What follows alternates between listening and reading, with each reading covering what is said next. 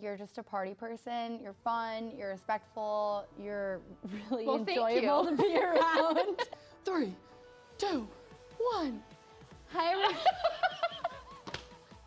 didn't know you were actually gonna go. I was kidding. Ooh, okay, regather, okay. 3, 2, 1.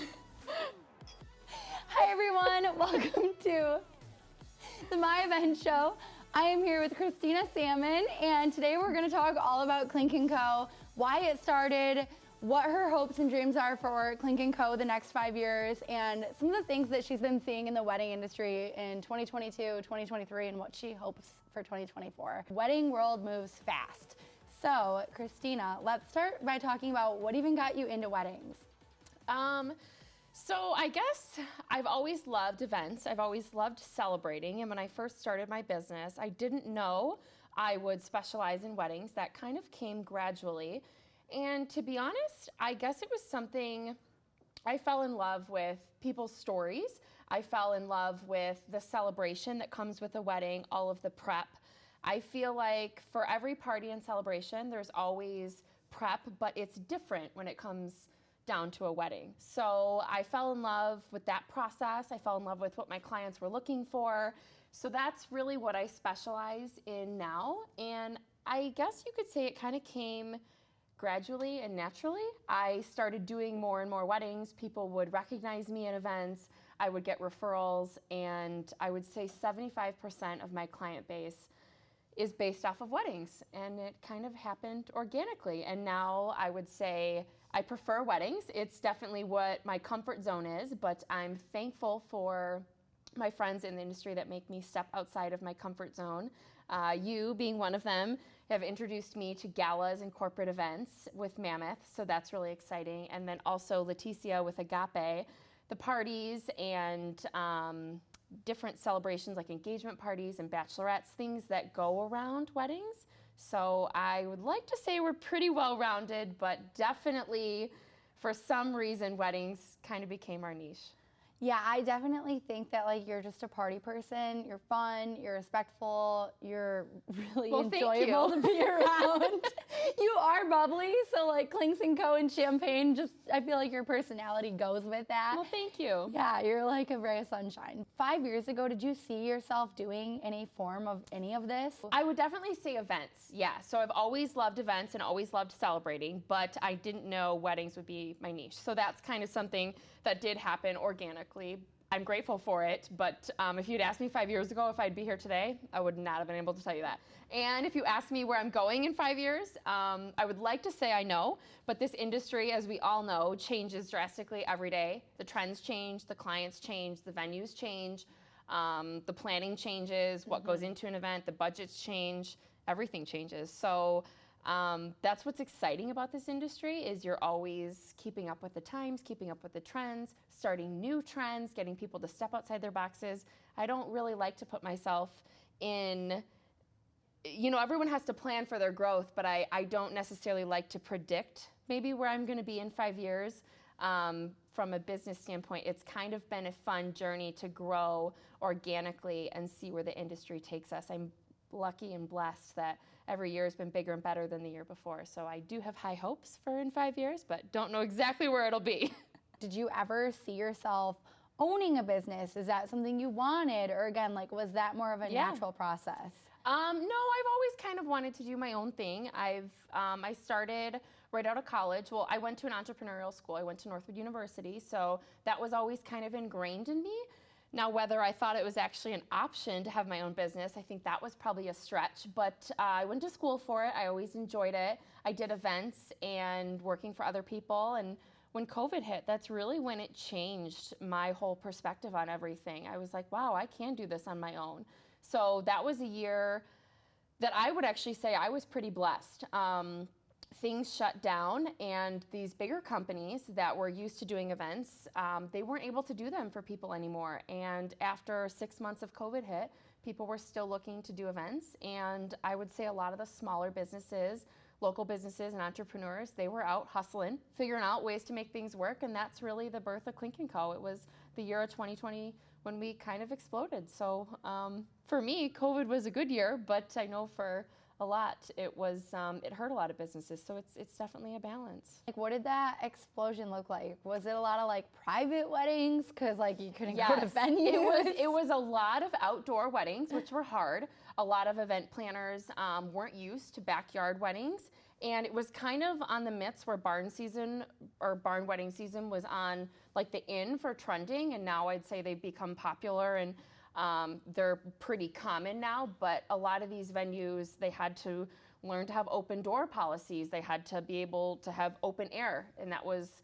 what was COVID. So it was something that was new for people, and I kind of took that, not having any preference to events before, and I embraced it, and we ran with it. I know that you could make any space fun, beautiful, exciting, and like elegant, but what is some of like the ideal vibe in venues that you're hoping to maybe be at in the next couple of years too, if you had any dream places? Yeah, so that goes along with what the trends are and where people are booking.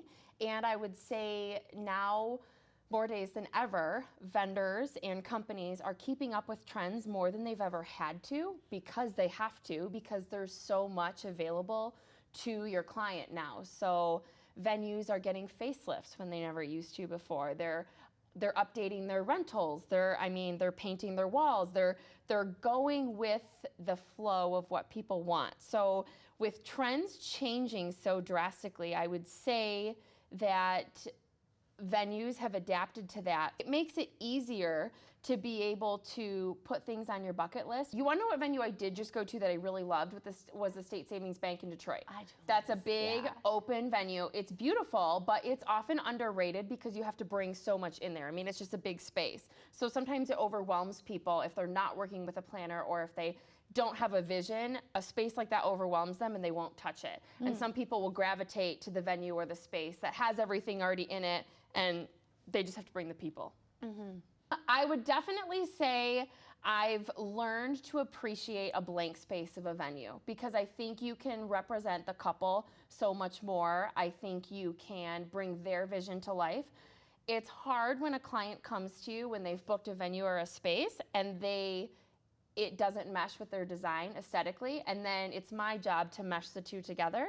So sometimes they've got this inspiration, their dream board on Pinterest or Instagram, and then they show me the venue that they booked and they don't match. So it's hard to marry those two in a space that isn't a blank canvas. So I know blank canvases can be daunting, but for a planner, that's kind of the fun part.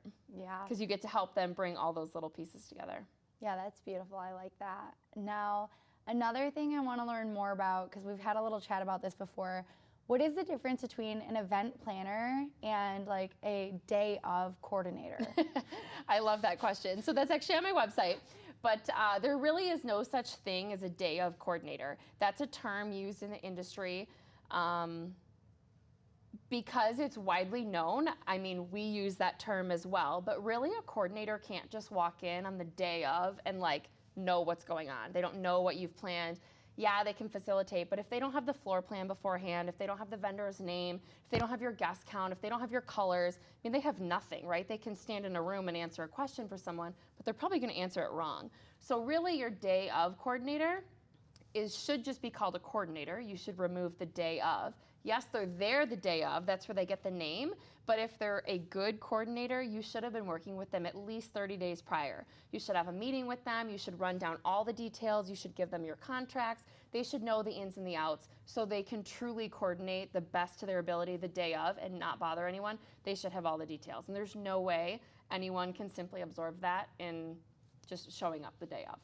So that's coordination, and planning is when you work with your client from the start to the end. So a planner essentially helps them with all their big decisions leading up to the day of. And then they're also there the day of. They might have a coordinator assisting them, but the planners also, they can act as a coordinator on the day because they've been the one that's connected with the vendors and they kind of know your details in and out. So some planners will coordinate and some planners will hire a coordinator. Yeah, you kind of told me like a lot of people will come to you with a budget and then all their visions, and then because you're the event planner, you're able to say, okay, with that kind of budget and with that kind of vision, here's what I can realistically give you. And then you give people different options. Absolutely. And you're very honest and open about what they're going to get with their price points with each option. Yeah.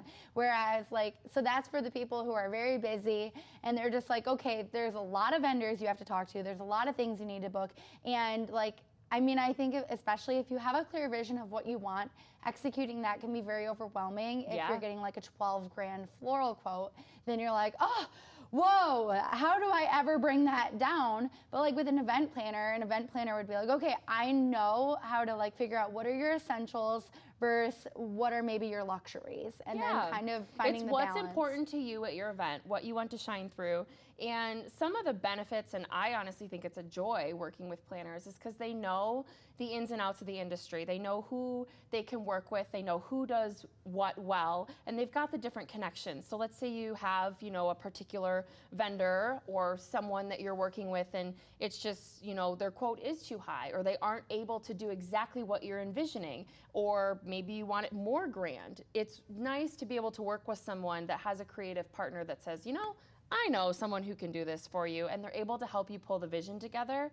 Online is great, reviews are great, Instagram is great, but really, I've been a firm believer in this for a long time. This industry thrives off of word of mouth and referrals and relationships through vendors and creative partners. Mm-hmm. Amen. And now I have another more hot topic question to ask. How do you get paid? And you don't need to answer like with a price and outdate yourself. Yeah.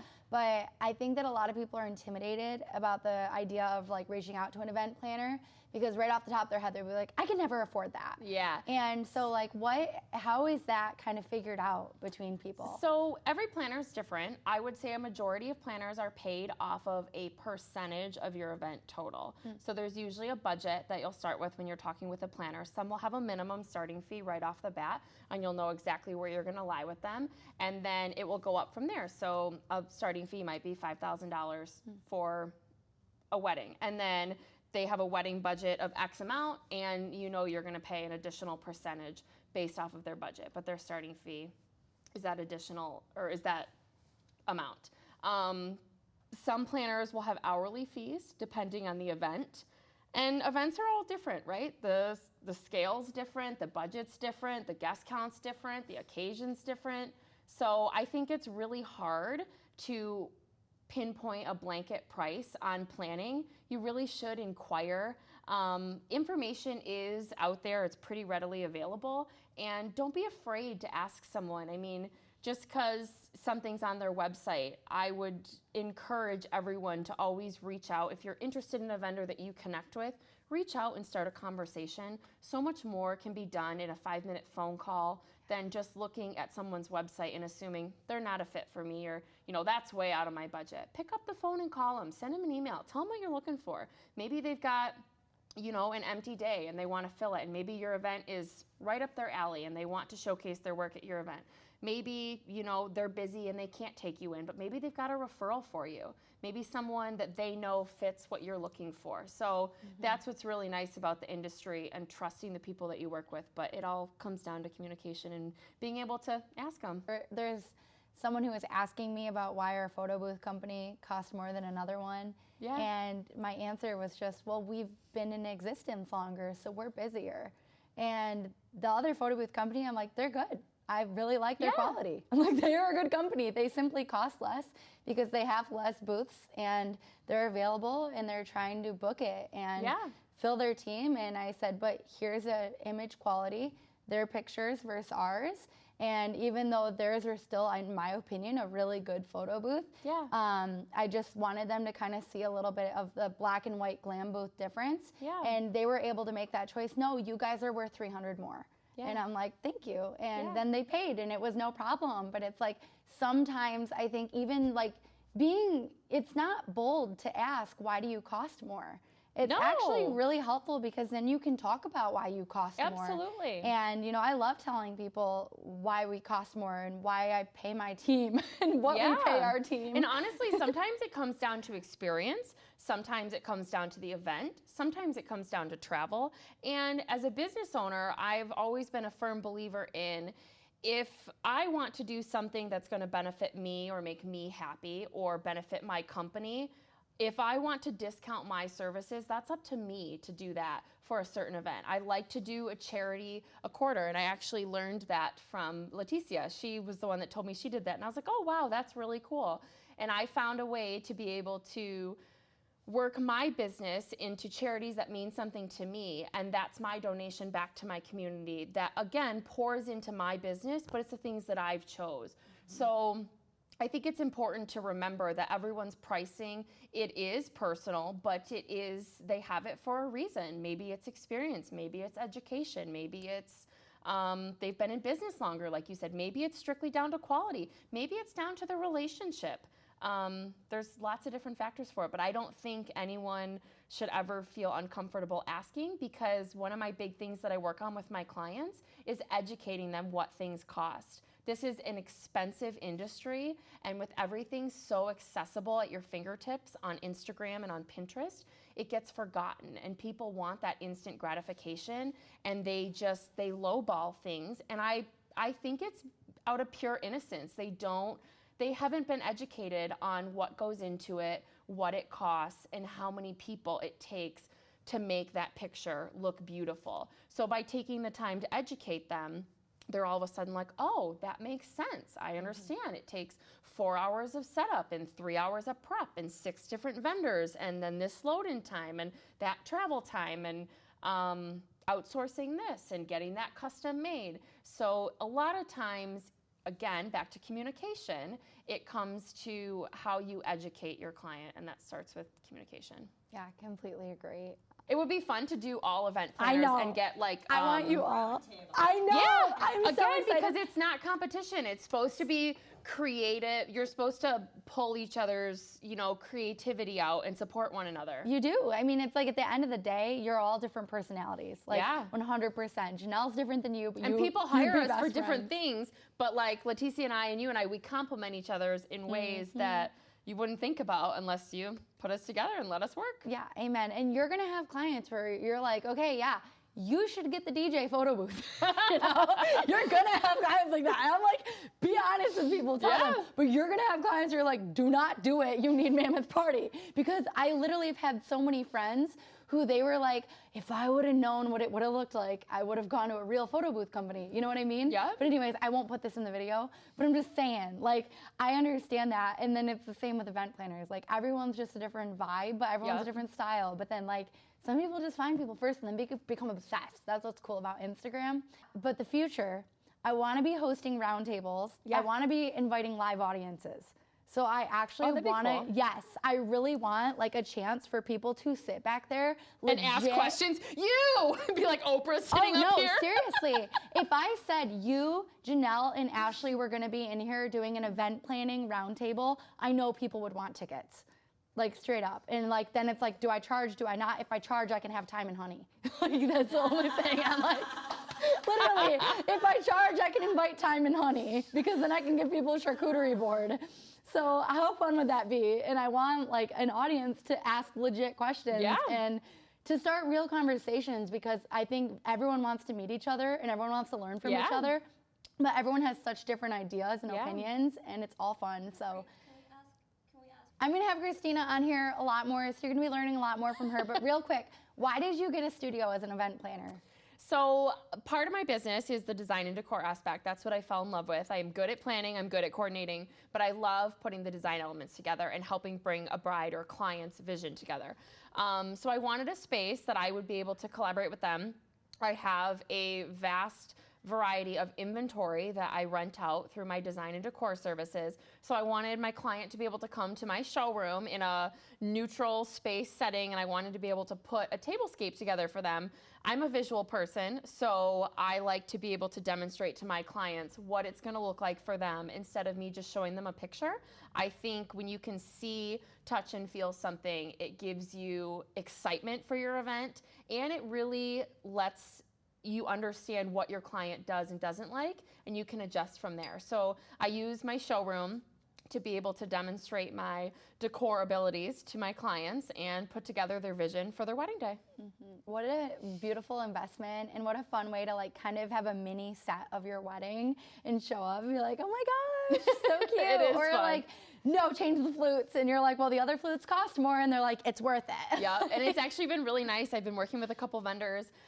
People have been able to, they're willing to, you know, put their linen in my showroom because they want it advertised through my services. So it's not something that I provide, but I can, you know, advertise my friend that's in, you know, a creative partner for me, and I'm able to showcase their linen, or same with chair rentals, or like you said, chargers, or different things, design elements that go into planning. I can show my clients these options and say, look, these things are all available. And it's so nice to see it in person. Instagram, everything's beautiful, but when you actually show someone in person, they might appreciate that $10 chair more than just, oh, I can't afford that. They might actually see it and go, wow, that's gonna make a big difference in my event. I want that. Yeah, I love that. It's so fun. Like, and that's when you really start wondering, maybe I should invite less people. So I can have more of what I want. Or bigger budget, one of the two. I mean, yeah, bigger budget or less people. I'm more of a less people kind of person, but that's because I'd elope. Okay, well, there you go. Yeah, and if you want it all, go all out. I mean, there are people who definitely take out loans. And amen. If you really want it to be the best, like, go all out. What's up? What audience has a question? Who are your co's? My co's. So my mom, she's my #1 co. I started this and I certainly couldn't do it without her. She is my detail gal. She is my friendly face at every event. She is my errand runner. She's my jack of all trades, my right-hand girl. Definitely my co. And then I'm not gonna lie, my husband is super involved in my business. He's a wonderful man. He is my cleanup crew, my heavy lifted muscle. He's always got a smile on his face. He might not always love helping me, but you know, he does it with a smile on his face. And my brothers and my dad, it's a family business for sure. I'm very blessed to have the wonderful support team that I do. They actually came up with a fun nickname because my mom, her nickname's Co, but my brothers, they're the Clink Co bros. So they have their own shirts that they wear to the event. They've got like the muscle arm and it says Clink Co with the champagne glasses and the muscle arm, and they're my bros. So they move stuff and people know, they're on the website, they're friendly faces. If they show up, they're always in a pink shirt, ready to roll. So they're my muscle. That is the cutest thing. Yep. Audience has another question. Where's your showroom? In Brighton. So downtown Brighton. I just opened it in November. It's actually not finished yet, but we're working on it. We had a busy fall wedding season, so with some downtime, I'm hoping to have a kind of a little grand opening type thing in April. So we're about a month away. I got to get moving. Cheers to that. But yes, it's almost downtown Brighton. It's on the intersection of 23 and 96. You're like downtown Brighton. You Kind can of, say yeah. that. You can say Downtown. that. Brighton's not Downtown, that. but not. My Brighton people will be like, that's not downtown. I love it. Thank you so much, Christina. You guys, Christina is so much fun. She is such a light in this world, and every time we're together, there is so much laughs that my stomach hurts, and it leaves My me... mouth hurts from tonight. I was smiling too much. Thank gosh. Because I'd be so upset if you were frowning. But really though, like, again, on a serious note, if you are trying to have a really fun, awesome time, then maybe not a serious time, reach out to Christina. She's gonna make your event beautiful, fun. It doesn't have to be a wedding. Like, I swear she's made corporate events like beautiful, exciting, fun, galas, trade shows even. Anything you want, Christina's got you covered. So reach out to her and she will hook you up and just give you a great time while she's doing it. And any questions you might have for her, please just let me know, because she's gonna be someone who's on here all the time. I wanna be doing events together as much as I can, just because our We got vibe lots match, lined up, girl. Yeah, but our vibe match is so great. Like, literally, it's a better time when we're together. So please, if you ever have any questions about Christina or for Christina, one, you can always reach out to her at Clink Co on Instagram or online. And then two, you can reach out to us as well. I'll definitely relay the message. We talk almost every day. But cheers, thank you. Cheers, thank you for having me. Yeah. Clinks. Thank you. Okay, cute. I love you. I'm like, how do I wrap up? I'm like, I'm just gonna talk forever. Clinks. Oh, Okay, thank you. Yeah.